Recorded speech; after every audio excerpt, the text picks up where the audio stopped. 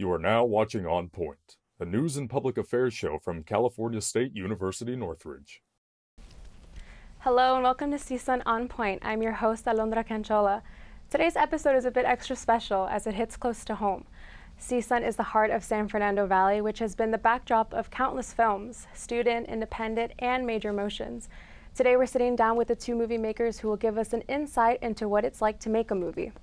Our first guest is Nick Roth, a screenwriter and independent filmmaker. He's written for ABC's American Housewife, as well as wrote and co-directed the film Hanky Panky, available to stream on Apple TV. Nick, thank you so much for being here. Sitting next to Nick, we have German filmmaker and director Chris Schuett. He is an international student at Los Angeles City College. Chris runs his own production company and works on short films. Chris, so glad you could make it. Thank you. All right, so obviously we're talking all things movies, so I wanted to ask, for that passion for you guys, where did it initially spark? Chris, we're going to start with you. Pretty early. So basically, from my first memory I have, I started filming, I started recording at my dad's old like Sony camcorder, and that's where it started. And I would say like what combined like the storytelling thing with visually creating something was when I was about, I don't even know, 8, maybe 9, and I watched Back to the Future, and it just catched me so much. And I was like, I need to tell a story too. I want to tell something, and I want to capture it on video. And I started on very phones and stuff, and yeah, I just evolved over time. But that was probably like the trigger for everything. That's incredible. What about you, Nick? You know, I mean, we could go way back to what sort of broke me as a child that turned me into a comedy writer, but maybe we should skip ahead to when I was in grad school in my 20s. I was getting my PhD in English, and I got this weird opportunity to take a semester off to go with my dad is a filmmaker, so I should say that. So I fell into it because of that. But he was brought to China to work on a movie, and he wasn't his kind of movie, but it was the kind of movie that I liked. It was like a Chinese Indiana Jones tomb raiding movie. And I was like, I love it. And he was like, you want to come to China and pitch this movie with me? So I ended up on this adventure that was completely unexpected, where I was like working on a movie in China. This was in 2013. We lived in Beijing for like 4 months working on this movie before it fell apart and we got sent home. But it was pretty fun, and I was like, this is a lot more fun than grad school. I think I just want to do this. So that was basically the impetus for me to be like, I'm gonna move back to LA where I'm from, and I don't know, try to write funny things. So it was very abrupt for you. You weren't expecting to like it. Yeah, I had always kind of thought about it, but then it was like that really jump-started it very quickly, because very unexpectedly I was suddenly like in China working on a movie. Well, for you, Chris, because it started for you at such a young age, when did you commit to having this become a career for you, really fighting for that? So after I graduated from high school, I actually worked as a cop in Germany, and that's probably like the most opposite thing. And that's where I started to kind of get to know myself and be honest to myself what really drives me, with the understanding of you should do what you love in your life. So that was probably like the moment where I realized I want to change something and I want to do what I love. And yeah, after I got out, I took that path. That's very inspiring. I feel like you guys can connect in the sense that you're pursuing what you felt right for you. Even if it was planned or if it was unexpected, that's incredible. Are you guys working on anything right now? Could you tell us a little bit about it? I assume we're probably both working on 50 different things. Like, I mean, you kind of have to, right? I'm working on so many different things. I'm in prep on a TV movie, which as a writer, when you're in prep, I'm not doing anything, which is the best job, because the director calls me, who's also my writing partner on it, and she's like, hey, what do you think about this idea? We're going to move this to this other location. And I'm like, great, bye. And I've done my job, so I highly recommend being in prep on a film. What about you, Chris? Are you working on anything? Yeah, so I would say 95% student films, short films, a lot for college, for classes. But since I'm still in the beginning, not of filmmaking, but like I'm only here for a year now, so I'm still into the whole networking thing. So I just try to do as much as possible to gain as much experience as possible, try different things. So yes, especially now, end of semester, and May is basically booked out. So it's a lot happening. But what I think is very interesting is it's a lot happening. But when you love what you do, it doesn't feel like work in the traditional sense. Like, oh damn, gotta work today. You know, it's what you already do. I mean, that's what I did for free. So and now I have the opportunity to like make more out of this, just a hobby. That's incredible. I do want to talk a little about the preparatory work when it comes to achieving a short film or a movie. How does it look in the beginning stages? Like on the drawing board, do you guys start with the story you want to tell, the characters? Could you guys dive a little bit into the first steps of that? I'll go first. For me, it really is. It's different on every different thing I am working on. Mostly as a writer, like sometimes I think of a story or a character or an idea or a title, and then like sometimes I outline, sometimes I don't. I don't know. I wish I could figure out one way to do it. That would like take a lot of the anxiety, like what should I do on this? How do I do this project? Should I write this? Is it a pitch? Is it a script? I don't know what I'm doing. So like I think I spend more time doing I wish I spent more time doing what I loved, which is the writing itself. I do a lot of time like trying to figure out what to write and having a meeting about something and writings and trying to find a job. And so, I don't know, did that answer your question? Yes, it did. What about you, Chris? So honestly, most of the films I did so far, I already have the story in my head. I already have an idea. Sometimes it's already like a whole movie, so I know exactly what should happen. And sometimes it's just an idea of something, and I just try to confront myself or surround myself as much as possible with this idea. And when I start to kind of live in it, it just comes by itself. And I know everyone does it differently, but I start writing when I have the film in my head. That's when I start writing. I never tried it the other way. That's actually not true. I tried it once, didn't work. But yeah, so I usually have the idea in my head, and as soon as I have basically the whole movie, I start writing. And that's why I never really had a problem getting creative, or I don't know, you have your script and you need to find solutions for scenes or stuff. It was always in my head, yeah. Yeah, it sounds like depending on the person, it's not linear. It starts from wherever the creativity kind of sparks, whether it's writing, visualizing, the whole thing. I did want to talk about that challenge specifically because as we're evolving, I feel like a lot of different filmmakers are wearing different hats. You know, there's writing, there's camera work. How do you navigate that?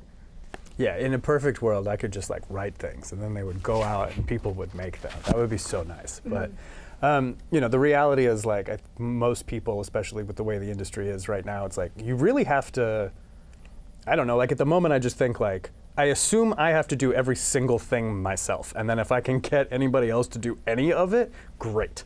Because like the independent film that I wrote and co-directed, I ended up coloring it myself and doing the sound editing and sound mix myself, like just because I was like, I either have to pay somebody to do this, there's no money, so it was like, or I have to learn how to do all these things. And then, you end up, I always ask this question, so I'm curious about, maybe you have a better idea than I do, which is like, there's a lot of things that I don't, like someone could do this better than me, and so when do you, figuring out when to like delegate like somebody, I should figure out how to have somebody who knows what they're doing do this job versus I gotta just do this myself is like the hardest question I think as an independent filmmaker that I have to deal with all the time. Chris, what about you? I'm used to do everything by myself, definitely. That's just how I did it in the past. So I still, when I start a project, I still expect that. So I'm ready to do everything. But the more people I know, the more I realize that the best thing you can have is a team where everyone loves their craft the same you do. And I don't even know how to say that, it's just happening. Everyone gives their input, and what grows from that is, I guess, like the best you can reach, or the best you can do within your limits. But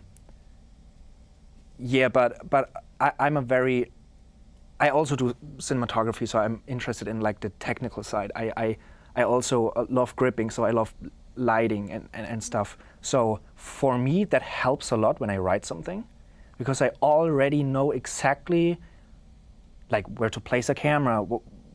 Why would I want to place the camera there? I think about lighting. Sometimes that's not a good thing when you try to write a story and you already think about like, oh, the camera has to be here. But if the camera is here, where place my key light and stuff. So, but at the end of the day, I think it helps, because the more understanding you have about filmmaking, the easier it gets, if you want to use the word easier with filmmaking. Yeah, I guess it's very different. You guys kind of are polar opposites. You're okay doing everything, and you would love to just stick to writing what you love. Yeah, I don't want to do anything. No. I wish I didn't even have to write it. I wish I could just watch the movies that I think are great ideas, but you gotta, someone's gotta make it, right? Yeah. It's a very long process, and I wish we could talk about it a little more, but we do have to go to a quick break. So when we come back, we'll take a tour through the valley and visit some memorable movie landmarks. Don't go anywhere. You're watching CSUN On Point. Every day, thousands of kids start vaping. And I can't let this happen to my kid. So if you want to talk to your kids, you have to get it trending.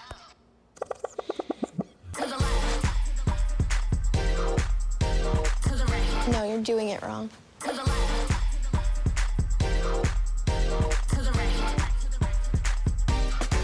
Let's go. Can we talk? Yeah, what's up? Visit talkaboutvaping.org for tips on when and how to have the vape talk. When I was 10, my mom got deported. We had a difficult time, and I feel that's why I didn't get to finish school. My husband is really supportive in a way that he pushed me to go back to school. She wants to have a career so her kids can look up to her.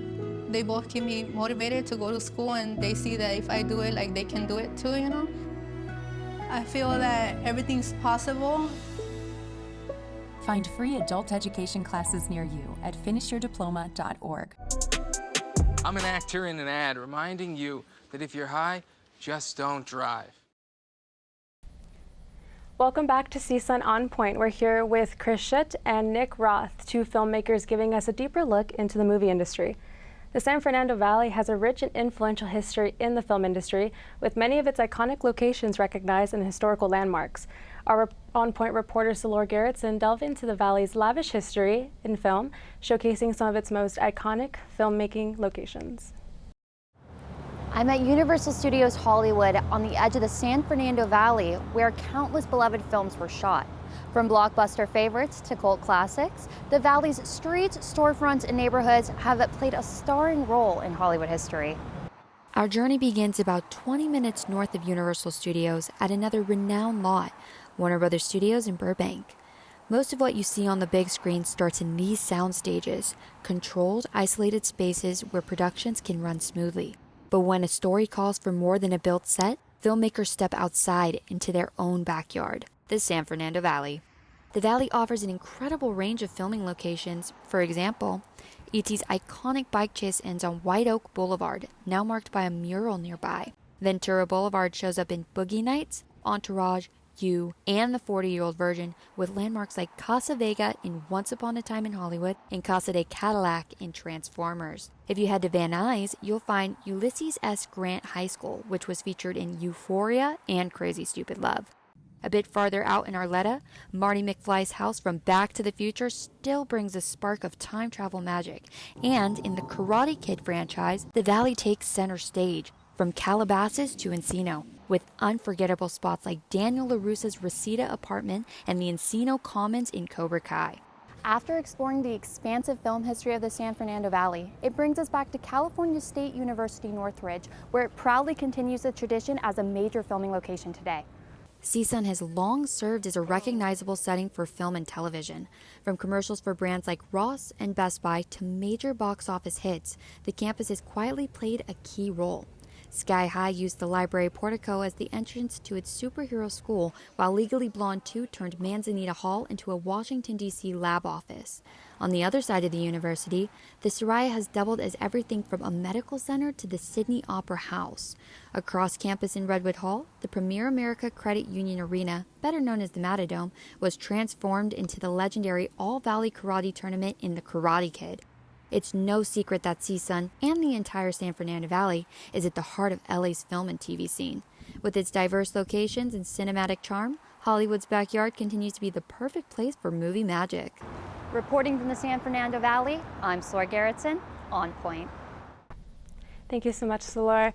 All right, Nick, so I believe that you're an adjunct professor here on campus, right? Yes. How does it feel to know that you walk the same halls as Reese Witherspoon? Oh, that's what I think about every time I cross the campus. I was actually the Matadome always looks so familiar, and now I know why. Karate Kid. Had no idea. Fascinating. Did you guys recognize any other landmarks in the video that we highlighted? The first thing was the house of Marty McFly from Back to the Future. Yeah, I was like, that's right in Arleta. I have friends in Arleta. I'll go check that out. Cool. I mean, the hub for the San Fernando Valley it's incredible how many spots have been used in these really, what's the word, monumental films. Chris, you came internationally from Germany. Is that something that drove your inspiration for coming here, or what else did? Yeah, definitely. That's a part of it. Because the thing is, in Germany, we know a lot of American movies because America makes movies for the world, right? So Hollywood and LA is always present for us in Europe, and someone who wants to get there, wants to be part of the film industry and wants to do filmmaking, you often find yourself just hoping you can get there someday. So that was the case for me. I always knew I wanna be in the American film industry. I wanna go here because even though Hollywood is changing, Hollywood is still Hollywood. And for me, even though it sounds very cheesy, but it's magic. Yeah, and I do want to talk a little bit about German filmmaking because you have that perspective. What is the initial difference between German and American filmmaking that you notice? That's a hard one. So first of all, I worked on smaller sets in Germany, but I never been to like actual movie sets. So that's something I talk about with a lot of my German buddies who are in the film industry in Germany. What actually the differences are, because I only know like the American side, right? And that's pretty interesting. I want to say the biggest difference in Germany is most of the time we produce movies for TV, right? So you have just a few movies that actually get released in the theaters. And I feel like America is doing the opposite. They always produce for the big screen because it goes all around the world. And I think that's the biggest difference, and also, of course, the funding and the financial sides, because there's just way more money in Hollywood than there could ever be in Germany. So the kind of productions and everything it's kind of different, yeah. Yeah. And Nick, you coming from America, do you dive into foreign films at all? Oh yeah, I mean, certainly, and more and more. I think like you gotta like try to find like where is interesting stuff getting made, and I mean I wish I had more time to watch a million little movies from all over the place. And I think it's cool that like I've become kind of an Oscar buff. Like I'm now like into the Oscar movies, and like seeing how many more of them are now international has been, I think that's cool. Yeah, something I do want to touch upon is there's been a recent controversy in Hollywood about President Trump and having the tariffs on foreign films. Could I get your guys' opinion on that coming from the industry inside? Yeah, do you want to jump on it? I have things to say. Go first. I mean, come on. You can't put. First of all, you can't. What are you putting a tariff on? It's not a good that crosses a border. It doesn't make any sense. It seems like maybe John Voight suggested some stuff at Mar-a-Lago, and Trump came out of it like it's almost like a bit now where he comes out of everything with the solution is tariffs, and it's like it could be a leak in the ceiling at the White House, and he'd be like, let's put a tariff on that to fix it. It's like that like physically doesn't make sense. So I think like immediately everyone was like, whoa. And then we were all like, oh wait, this is nothing? It's probably bad. More bad is coming, but I don't think it's actually going to be a tariff. So I think it's okay. Mm-hmm. What about you, Chris? So the first thought that I had was like, why is he not doing anything to solve the actual problem? Like why do like production rates go down here? So in my opinion, it would make more sense to just solve the problem. So it's easier to make movies in LA, in Hollywood, in California, to make it just more interesting all over the States. But yeah, I mean, you could go on forever in this topic, but yeah, I was just curious, or like I was wondering.